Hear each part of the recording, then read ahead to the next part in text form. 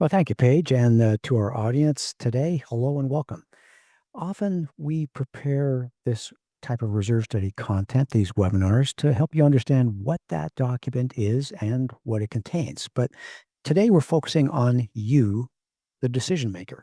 We want to help you avoid the most common problems we see along the path to the future, which we're calling reserves quicksand. Over and over again, we see associations get mired in the same general problems. And we want to help you avoid repeating those same mistakes. So we're here today to help you avoid the quicksand we've seen so many other associations get stuck in. The decisions you make set your association up either for failure or success. So settle in, adjust your volume, and get ready to avoid the mistakes others are making. And to do this, today we've enlisted some outside expertise, as you heard Paige explain just a moment ago. We've got Julie Adamen from Adamen Inc., who, with her management and consulting background, is going to help set you up for success at your association. Well, this is the outline we'll be using for today's program, guiding you through an introduction, how to identify quicksand, then getting out of quicksand, avoiding quicksand in the future, and then bringing it all together in a summary. Avoiding reserves quicksand starts with knowing the hazards. Leading an association forward to the future is a journey. And since that future is uncertain, there's trouble along the way if you stray from the path. And with reserves, we're talking about every association's largest repair and replacement projects, the biggest opportunities you have to get it wrong. And while board members have the responsibility to deal with these problems, they regularly, unfortunately, have the least experience. There's nothing you can do to prevent these upcoming major repair and replacement projects. Mother Nature and Father Time see to it that everything is in a constant state of deterioration. So these big expenses are lurking, and many associations get stuck in the process of preparing for these big, inevitable, predictable projects. Well, I'm glad you came because we're going to help you today see and understand and avoid these classic reserve problems. Pretending they don't exist dooms many associations to getting stuck and unprepared. And remember, the board with the Association of Management has the task of leading the association safely into the future. And today, we're here to help. So, what are we trying to avoid? What are we trying to accomplish? In the next 35 minutes or so, we'll help you avoid costly deferred maintenance. We'll help you avoid home values that lag other homes in the market and possible safety problems.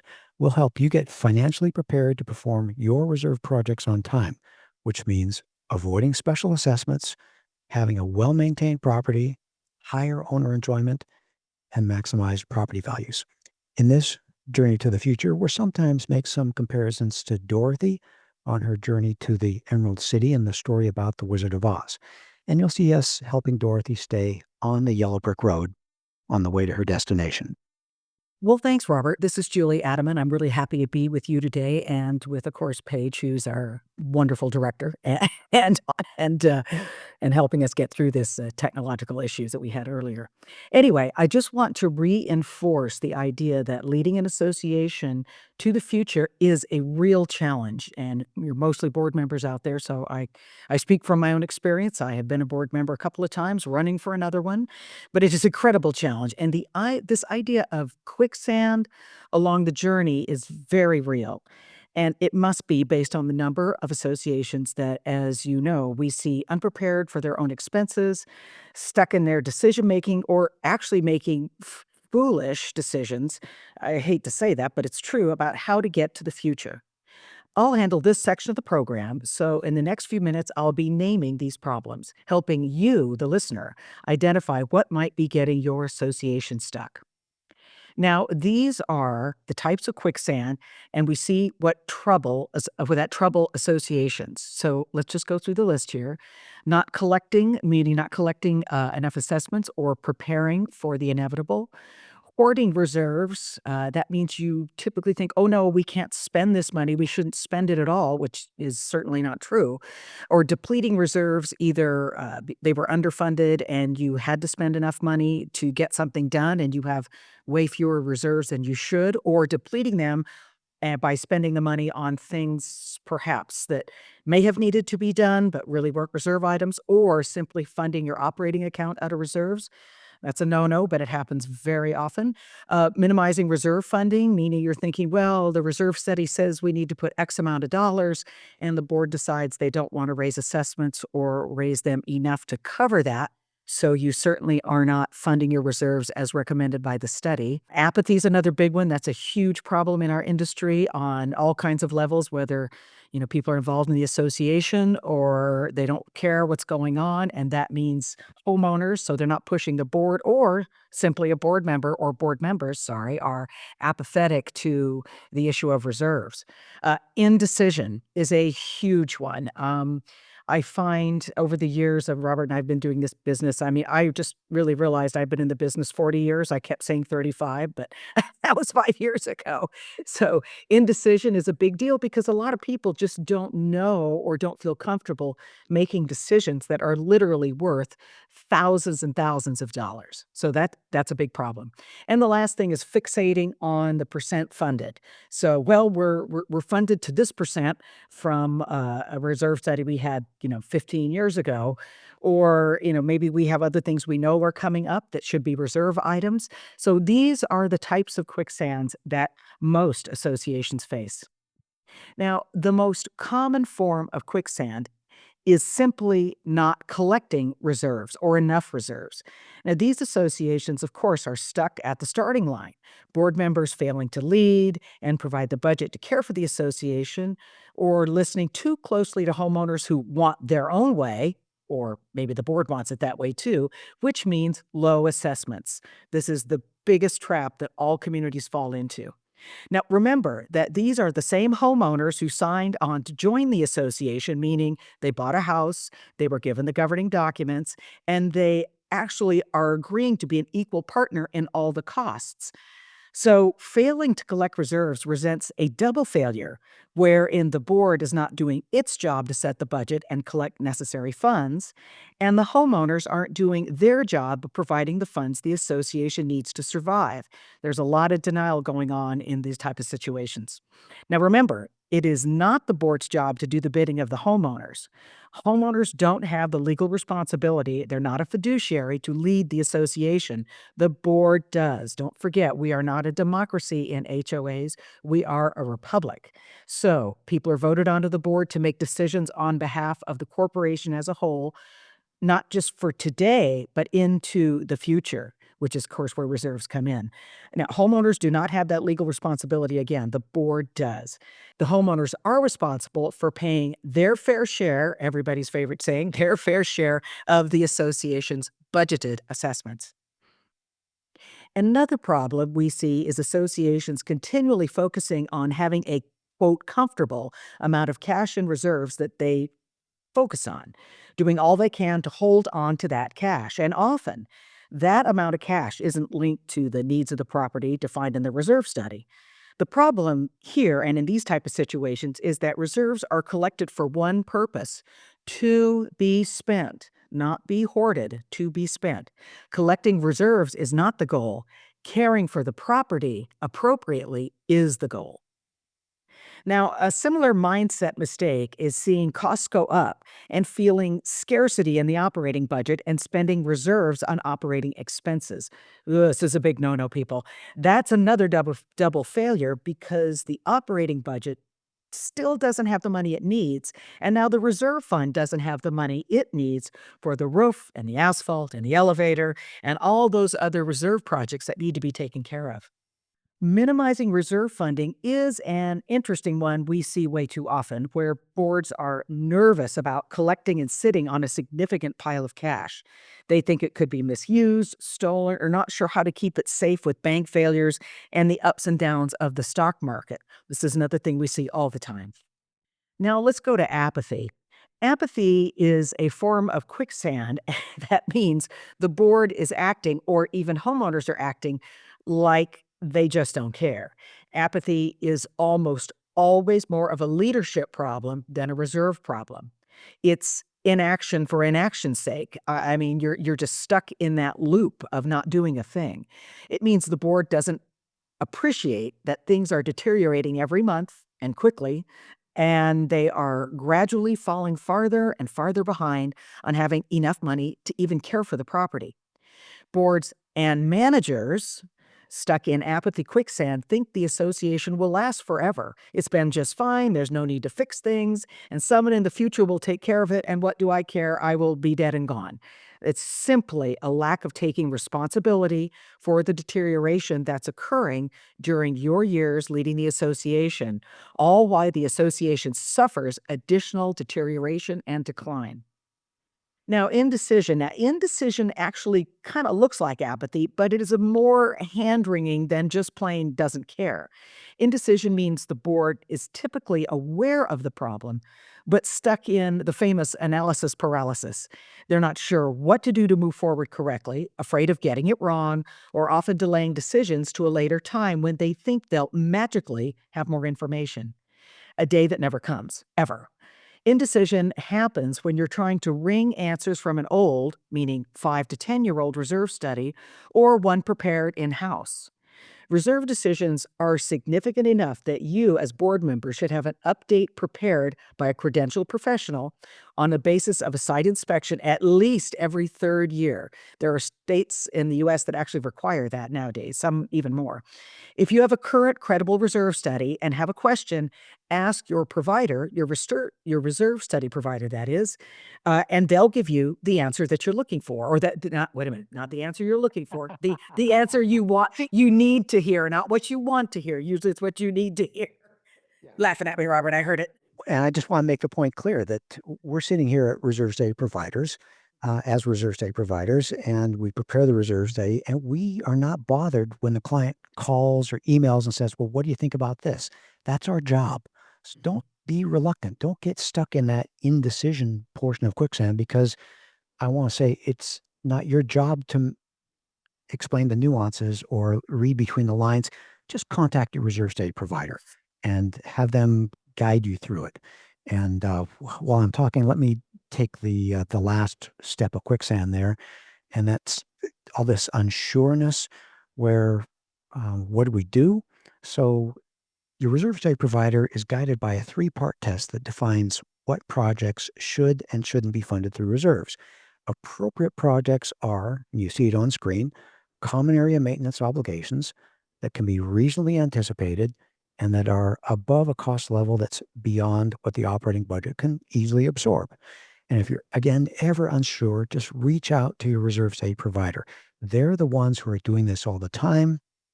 They can guide you effectively.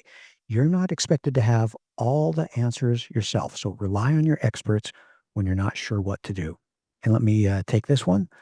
This idea of fixating on a percent funded is a problem that, well, Julie introduced it a moment ago, where one type of quicksand was focusing on a certain reserve cash balance, and this is kind of similar, where we see boards stuck focusing on achieving a certain percent funded goal. And that's nice, but it's wrong. Your goal is to provide for the needs of the property, which is both collecting money and then spending money. Percent funded is a nice benchmark to let you know how well prepared your association is, but it's not a goal in and of itself. So don't let yourself get focused on that specific percent funded, thinking you can relax when you get there, because percent funded is just a way of understanding how strong your reserve fund is. You still need to execute those decisions and get projects done. Now, as much as we describe the quicksand to avoid, we want to emphasize the goal to strive for.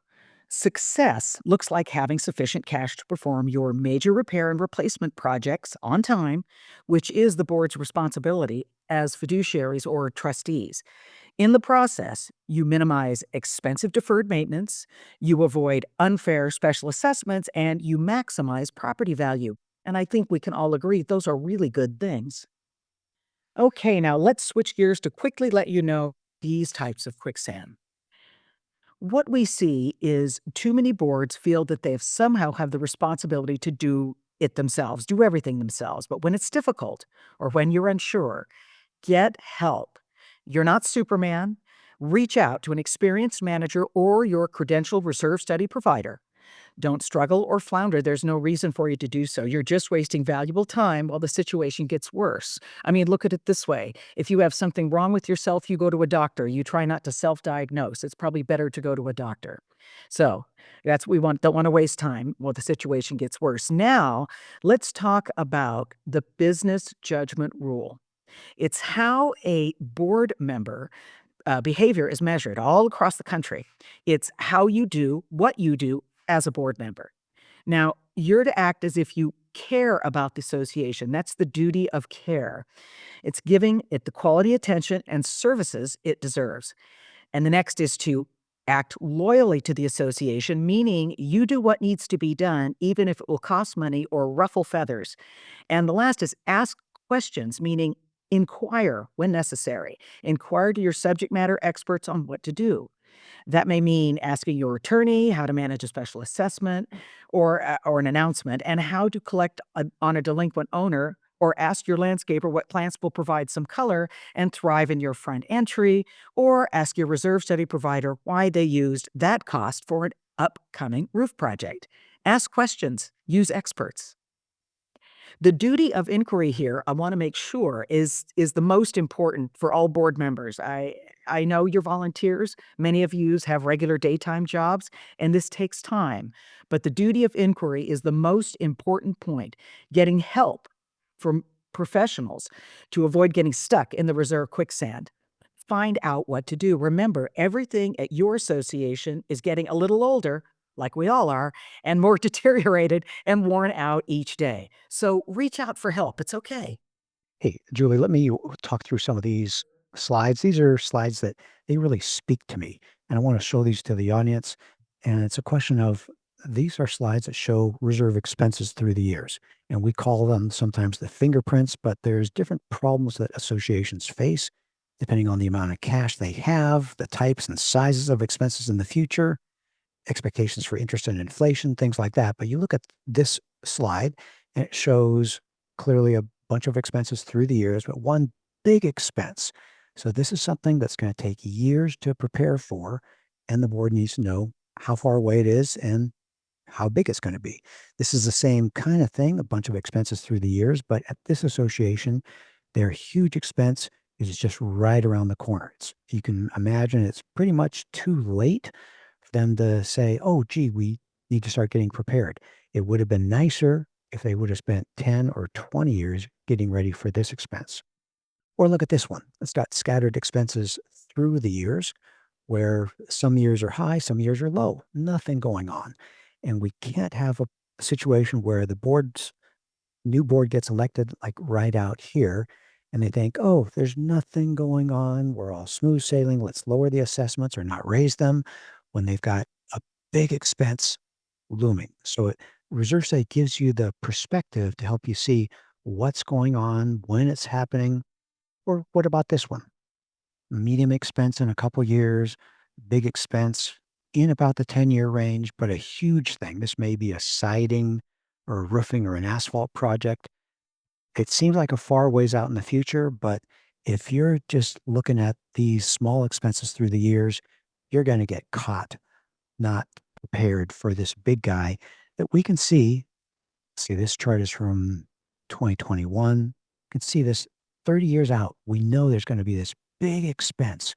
And I know, and you know, it may not be exactly this big, and it may not be exactly this year. Maybe a couple years earlier, maybe a couple years later, but there's this huge expense out here, and it's in everyone's best interest that you get prepared as many years in advance as you can so you're ready.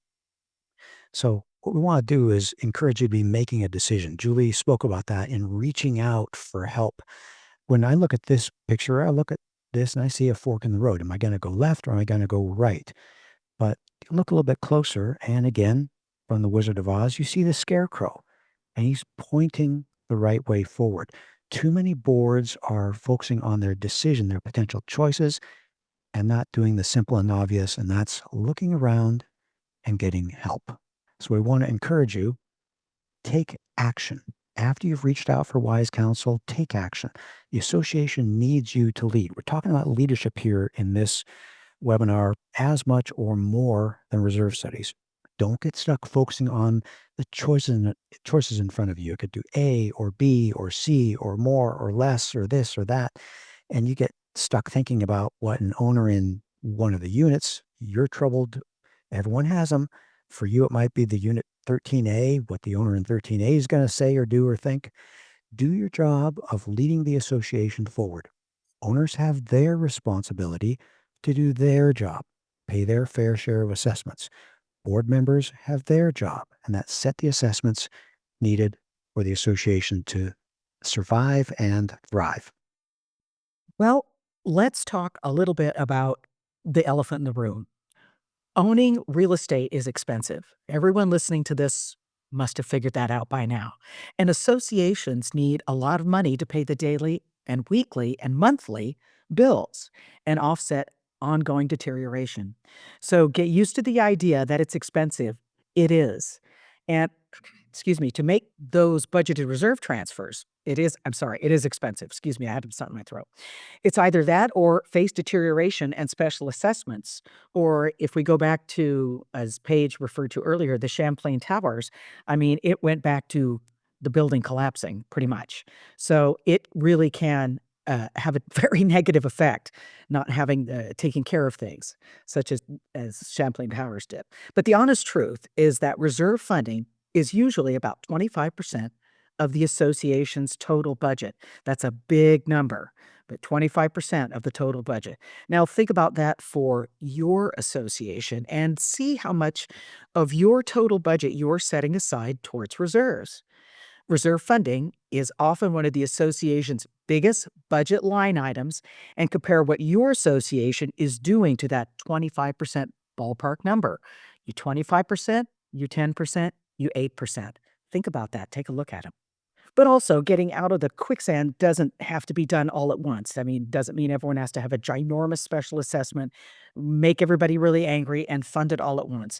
Usually, underfunded associations have gotten themselves in that problem due to years or more likely decades of underfunding.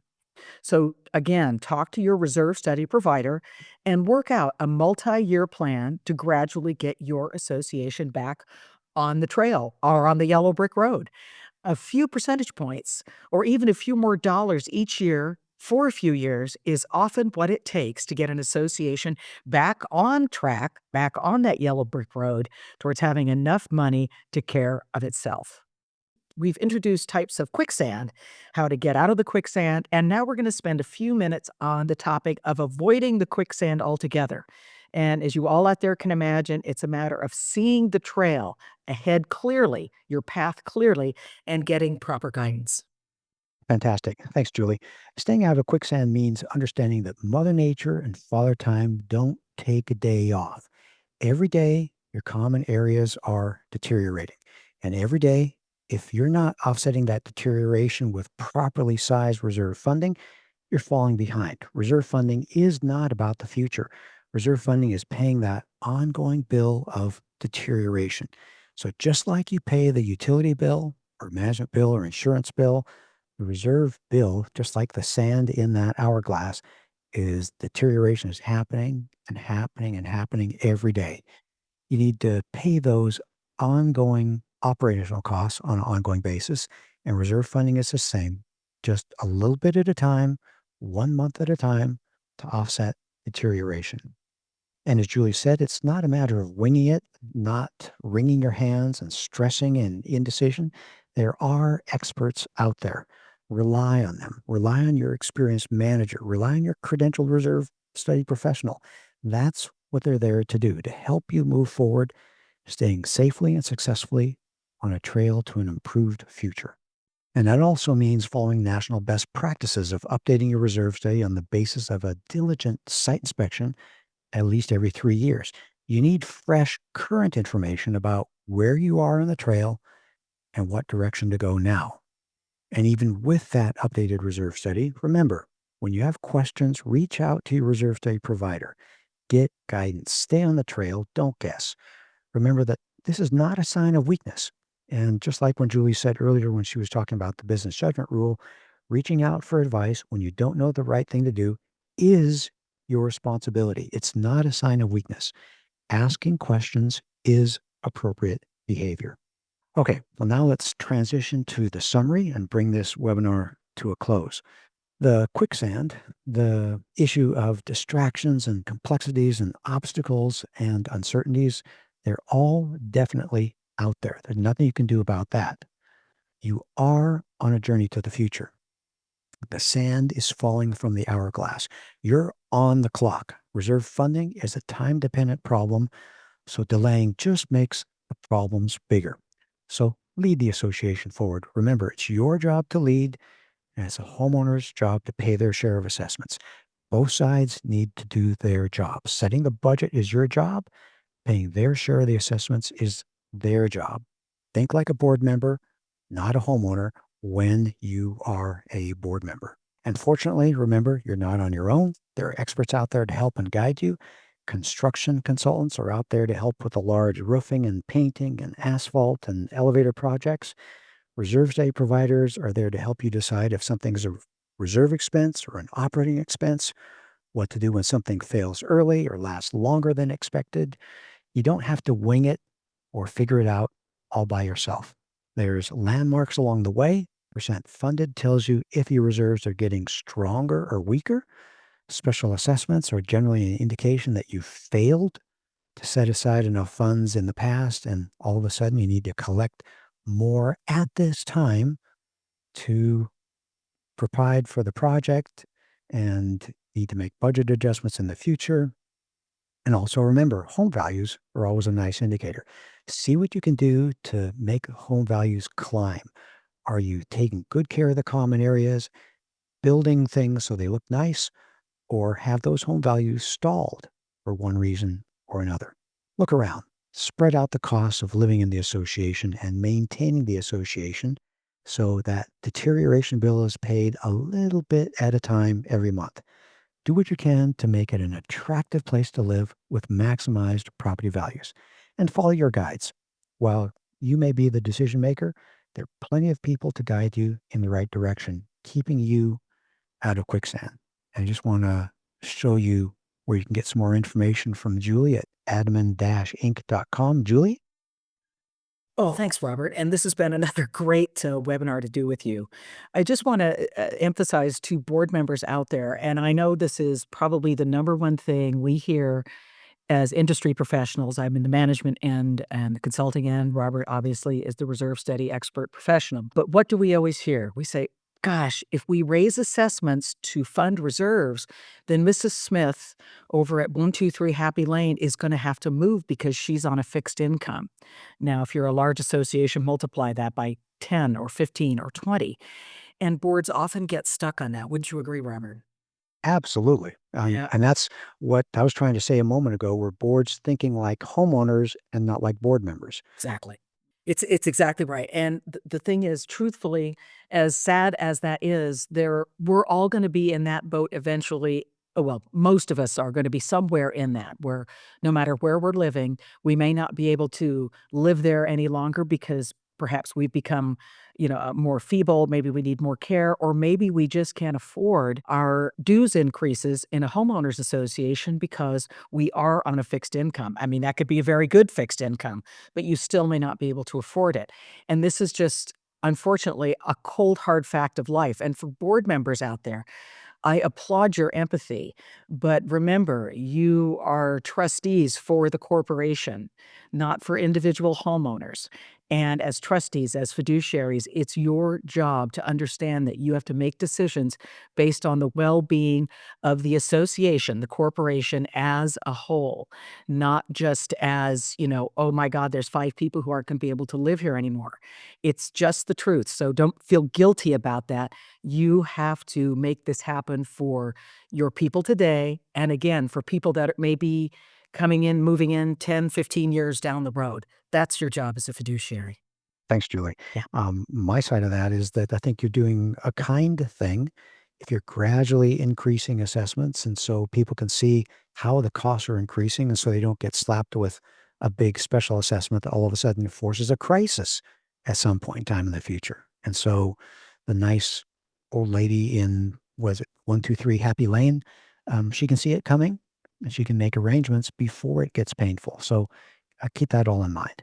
Also, on behalf of Association Reserves, I want to thank you all for attending. We have a few more resources to help you stay out of quicksand. One is a book called Understanding Reserves. It's available on Amazon. And we'll have a link to a free download of chapter 1 in the program outline. So make sure you fill out the end of session survey and you'll get that link. Another is our free online reserve calculator called UPlanet. It's very useful for clients who get access free with their completed reserve study. It's $399 a budget season for everyone else, but it's a great way to be able to dive into your numbers and see what difference some adjustments make. Maybe changing your starting balance, fiddling with interest or inflation, different costs or different timing, or maybe even a different funding plan. You can always go to YouTube to see more videos like this program. We have a deep library of video content on how to understand reserve concepts, communicate those concepts to the homeowners, or webinars like this one, Leadership, how to lead your association successfully into the future. And for all you board members, we have a weekly 30-minute podcast designed to encourage and equip board members. It's called HOA Insights, Common Sense for Common Areas. On that podcast, we have current news and insights. Julie and I are two of the regular co-hosts of the program. We feature guest experts from different fields. And once a month, we feature a board hero, someone telling their story, and all with the convenience of a podcast. So go to hoainsights.org or subscribe from your favorite podcast platform. And that brings us to the end of our prepared content today. So at this time, I'll turn the microphone over to Paige. We'll moderate our Q&A time together.